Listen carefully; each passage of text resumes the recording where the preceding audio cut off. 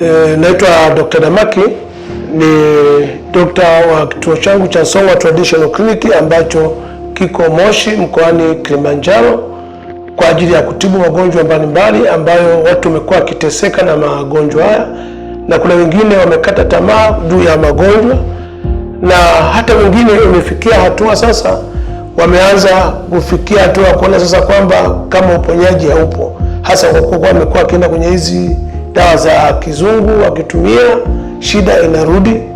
Hasa kuzingatia kuna magonjwa ambayo yamekuwa tishio hasa kwenye mahospitali ambayo haya ya kizungu. Mfano ugonjwa ambao tutaka kuzungumzia leo, ugonjwa wa mshipa wa ngiri. Mshipa wa ngiri ama tezi dume ni ugonjwa ambao umekuwa tishio, hasa kuzingatia kwamba hakuna hospitali yoyote ya kizungu ambayo inaweza kufanya kipimo cha ugonjwa wa mshipa wa ngiri, wala hakuna hospitali yote ya kizungu ambayo inaweza ikawa na dawa yoyote ya kutibu ugonjwa wa mshipa wa ngiri. Na mtu ili aweze kupata tezi dume lazima aanze kwenye stage ya kwanza ya mshipa wa ngiri, na bakteria hao wanavyozidi kukaa tunaenda kwenye stage nyingine ya tezi dume, na hata kufika stage ya hernia, na hata kufika stage ya saratani. Kwa sasa tutazungumzia dawa yetu hii ambayo hii dawa inatibu zaidi ya magonjwa 18, na magonjwa haya ni baadhi tu ambayo tumeweza kuainisha katika hii dawa, lakini ni zaidi ya magonjwa 60 ambayo mtu akitumia dawa hii anaweza kuondokana nayo na kupona kabisa. Lakini tunazungumzia tu baadhi ya magonjwa ambayo imekuwa ni changamoto ambayo inaweza kutibiwa na tatizo na hii dawa. Mfano, kuna ugonjwa wa mshipa wa ngiri ambao unatibiwa na hii dawa. Kama nilivyoeleza, mgonjwa wa mshipa wa ngiri ni ile hali ya mtu kusikia korodani inamuuma, korodani kuingia, korodani kuuma, kiuno kuuma, na wakati mwingine mtu anasikia kipindi cha baridi tumbo kama linamuuma, linamkata, au mshipa kushuka huku chini unakuwa unauma, na wakati mwingine tumbo kunguruma. Tunasema ni stage ya kwanza ya ugonjwa huu ambao tunasema ni mshipa wa ngiri, na ikienda stage ya pili inakuwa ni tezi dume. Na ikishafika stage ya pili ya tezi dume, hii ina maana sasa ya korodani aidha kuingia ndani korodani, au korodani moja kuvimba, au mshipa kutoka kwenye korodani kupanda huku juu unajikuta umevimba, au inatengeneza uvimbe hapa juu ya paji hapa mwishoni hapa, inatengeneza uvimbe fulani ambao sasa tunasema ni stage ya pili ambayo ni stage ya tezi dume. Lakini stage ya tatu ni ule uvimbe sasa unakuwa ni mkubwa, hadi ambayo sasa tunasema sasa imeenda stage ya tatu ambayo tunasema stage ya hernia. Na ugonjwa huu ukizidi kukaa inaenda stage nyingine ambayo tunasema ni stage ya 4 ambayo ni stage ya kansa ama ya saratani, ambapo sasa huu uvimbe mmoja uliokuwa mkubwa unakuwa hii ngozi pia ya rangi ya kwenye ngozi, uvimbe kwenye uvimbe inaanza kubadilika, pia uvimbe unakuwa ni mgumu fulani, na kama kuko na maumivu wakati mwingine maumivu yanaanza kuondoka. Unapokuwa na magonjwa haya kunakuwa na athari nyingi. Mfano, kuna watu ambao wameshindwa kupata watoto kwa sababu ya ugonjwa wa mshipa wa ngiri ama tezi dume, kwa sababu unakuta wale bakteria wanakwenda pia kushambulia zile mbegu za mwanaume, hali ambayo inafanya kwamba zile mbegu zake zinakuwa ziwezi kutungisha mimba. Kwa sasa mwanaume ambaye ugonjwa huu kuna uwezekano wa kutoweza kupata mtoto. Lakini vile vile unapokuwa na ugonjwa huu, vile vile maumbile ya mwanaume yanasinyaa kurudi ndani, yanakuwa madogo kama mtoto mdogo. Wakati mwingine unapokutana na mwenzi wako unashindwa kumridhisha. Ndio ile hali ambapo mtu anakuta anaambiwa kwamba huyu ana tatizo la kibamia, ana tatizo maumbile yake madogo kama mtoto mdogo.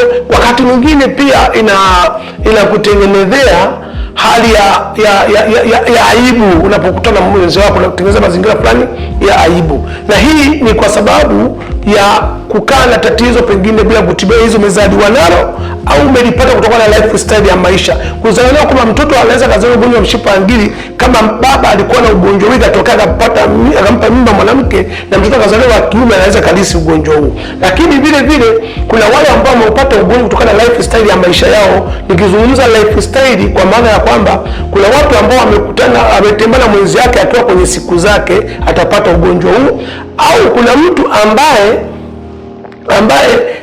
alitembea na mwenzake siku hazijaisha vizuri, kuna uchafu wa mwisho au wakati mwingine ni kwamba amefanya mapenzi kinyume na maumbile. Kuna bakteria ambao wanaingia kwenye mfumo wa uzazi kwa mwanaume ambao ndio wanatengeneza tatizo la mshipa wa ngiri na hatimaye kupata shida ya tezi dume. Kwa hiyo unaweza kupata ugonjwa kwa lifestyle, kwa kutembea mwenzi wako kwenye siku zako au kwenye siku zake mwenzi wako, au akona na uchafu wa mwisho au mkiwa kwenye tendo la ndoa damu inakukuta. Hii tunasema ni stage ambazo zinaweza kupelekea ukapata huu ugonjwa. Kwa hiyo kuna ugonjwa ambao tumezungumzia, lakini kuna shida ya UTI na fungus ambayo inatibiwa na hii dawa.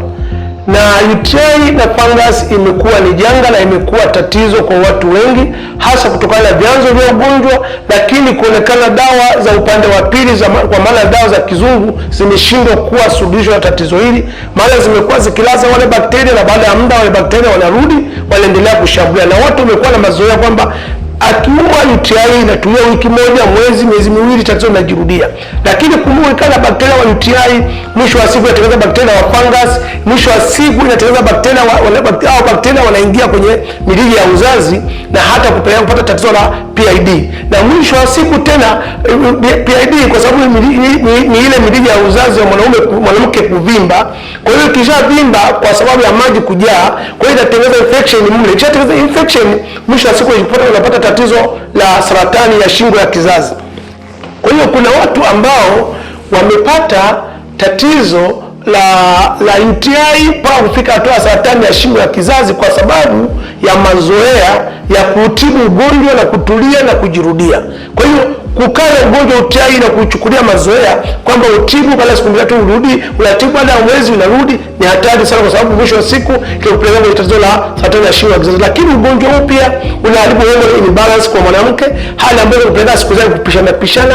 Lakini ugonjwa huu pia unasababisha mwanamke anapokutana na mwenzi wake kusikia maumivu makali wakati wa kujamiana, lakini mwanamke kutokwa na uchafu ambao watumie uchafu mwepesi au uchafu mzito mweupe au uchafu mzito mwenye rangi kama ya cream, lakini wakati mwingine kwa na harufu, na wakati mwingine unaweza kukutana mwanaume na kukutana mwanamke akawa kama mazingira yale, ile harufu wakati mwingine inamfanya anakosa hata ule uwezo wa kufanya kile kilichokusudiwa pale kwa sababu ya mazingira ya lile tatizo. Kwa hiyo kuna watu ambao wamekana magonjwa ya UTI na fungus yameletea shida mpaka ya saratani. Mwanaume akiwa na ugonjwa huu, uwezo wa tendo la ndoa wake unakuwa ni mdhaifu, anakuwa hawezi kumudu vizuri, anaanza kidogo anaishia njiani. Kwa hiyo dawa tunapoizungumzia inatibu magonjwa mengi, kama nasema kuna kuyeyusha mafuta mwilini. Kuna watu wana mafuta ambayo yanaganda kwenye mishipa ya damu, mwisho wa siku wanapata ugonjwa wa pressure, mwisho wa siku wanapata tatizo la stroke.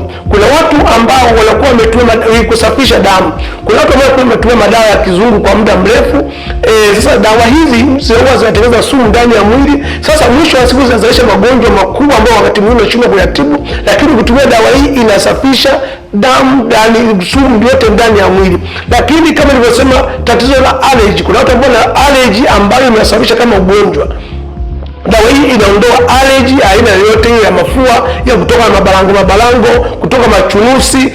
Dawa hii inafanya kazi. Kwa tatizo la chango ni tatizo ambalo linatesa watu wengi, na hasa kuzingatia tatizo hili litibiwa hospitalini. Lakini dawa hii inatibu, kwa maana chango inasababisha usiweze kupata mtoto na kutengeneza uvimbe kwenye kizazi. Dawa hii inatibu. Kuna watu ambao wana tatizo la tambazi, kuna watu ambao wana tatizo la ini, watu wanasumbuliwa tatizo la saratani ya shingo ya kizazi, kuna watu ambao wanasumbuliwa tatizo la figo, kuna watu ambao wamekosa heshima ya tendo la ndoa. Dawa hii inatibu magonjwa mengi zaidi ya 60. Haya ni baadhi tu tumeelezea, lakini sasa tukushauri kama ni wewe labda au ndugu yako, rafiki yako ameteseka na maradhi ambayo tunaweza kuyaelezea na hata mengine ambayo tunaweza kuzungumzia, basi tunashauri aweze kufika kwenye kituo chetu ambao tuko mkoani Kilimanjaro, maeneo ya Moshi, hapa maeneo ya Kibosho Road.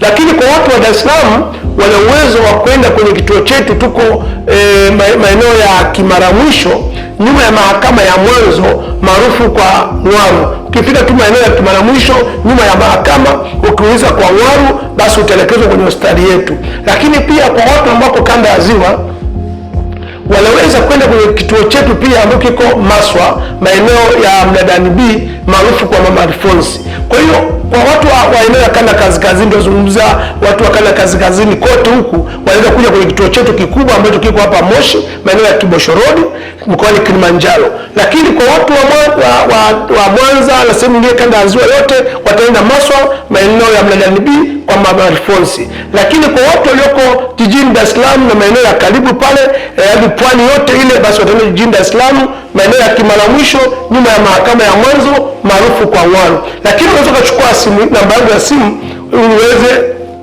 kupata msaada ama ushauri, au kumpa ndugu yako aweze kusaidika. Lakini pia unaweza kuchukua namba hii ukaomba tukuunganishe kwenye group letu la WhatsApp, ambapo tunatoa mafunzo mbalimbali juu ya afya, lakini pia tunatoa msaada kwenye grupu hilo juu ya msaada wa huduma za kwanza za dawa za asili mahala ulipo nyumbani kwako. Tuna experience ya madawa mengi sana. Kwa hiyo unapotoweza pengine kwenye group lako kwamba labda unaumwa ugonjwa fulani, kwa hiyo sisi tutakwambia hapo ulipo maeneo ya nyumbani kwako. Tunajua kila nyumba kuna baadhi ya mimea ambayo haikosekani. Tutakwambia kuna mmea fulani unaofahamu huko hapo jirani, chukua na hiki, chukua na hiki, tumia kwa ajili ya tiba ya kuweza kuondoa tatizo hilo, ili wakati unajipanga kwa ajili ya kuja kupata tiba ya kumaliza shida isijirudie. Kwa hiyo ukiwa kwenye group letu la WhatsApp utajifunza elimu mbalimbali, lakini msaada wa kitabibu ambao usipokuwa na gharama ukiwa maeneo ya karibu na nyumbani kwako. Mpe namba hii kwa msaada wa ushauri. Namba ya simu ni